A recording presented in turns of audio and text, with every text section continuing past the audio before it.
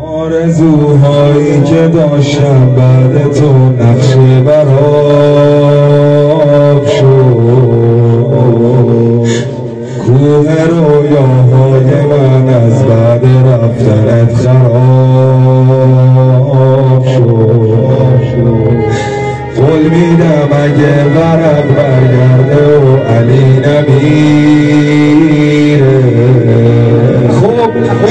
جوری لالایی میخونم هر ملک گریش بگیره. دیگه دنیا